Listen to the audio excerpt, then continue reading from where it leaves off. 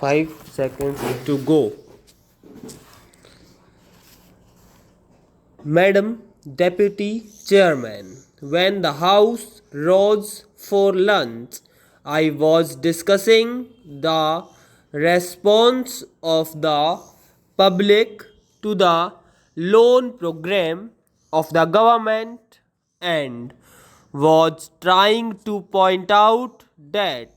it was rather a serious tendency in the sense that the response of the public had been proved to be poorer during the school second plan period than during the first plan period.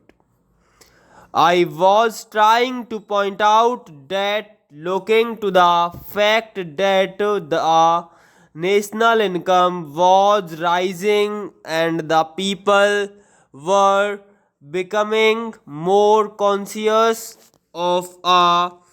developing economy and the need to mobilize the resources more and more,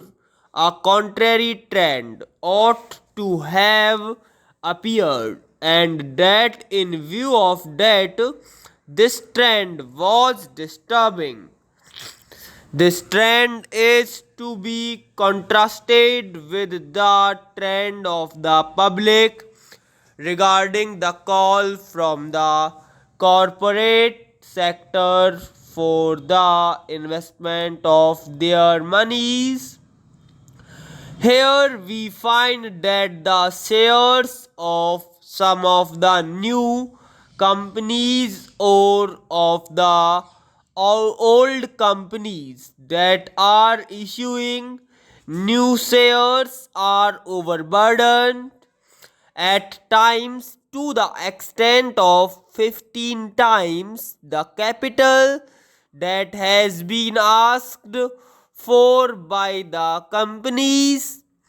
So, here are two pictures. One, the picture of the government asking the public to subscribe to the public loans, and the other, the picture of the response of the public to the corporate sector demanding investments from the public. While on the one hand, there is an enthusiastic response to the demand from the corporate sector,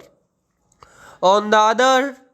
there is a very poor response as far as the loan program of the government is concerned. This is a matter of some concern, and I feel that the government should pay more attention than just exhorting the people to save more and to hand over their savings to the government, as the honorable finance minister has done more than once. If it would have been merely a question of rediverting the money that is coming from the corporate sector to the public exchequer in the form of loans, perhaps the matter would not have been so serious.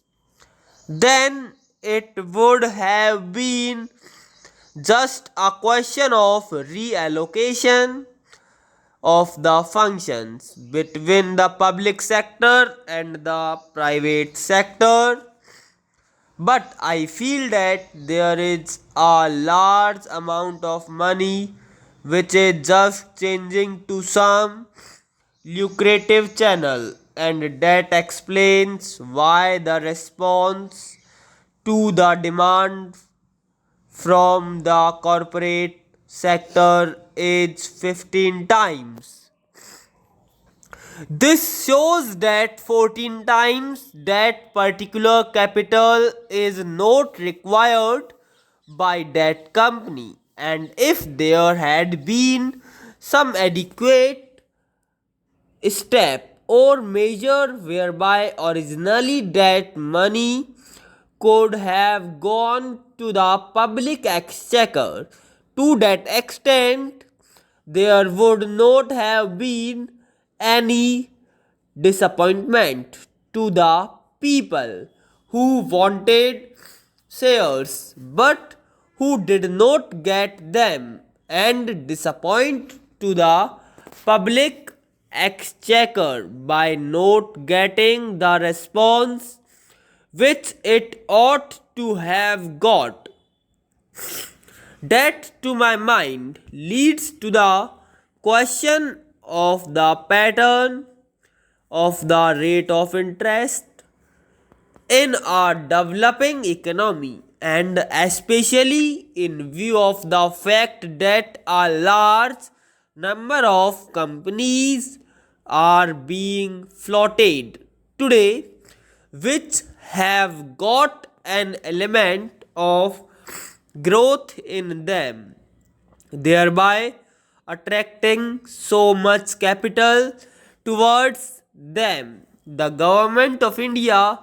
will have to take into consideration the question of the rate pattern of interest on their loans, and to see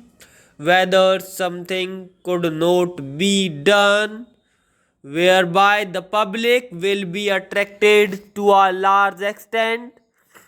towards their loan program than hitherto. It has appeared in the press that the question of supply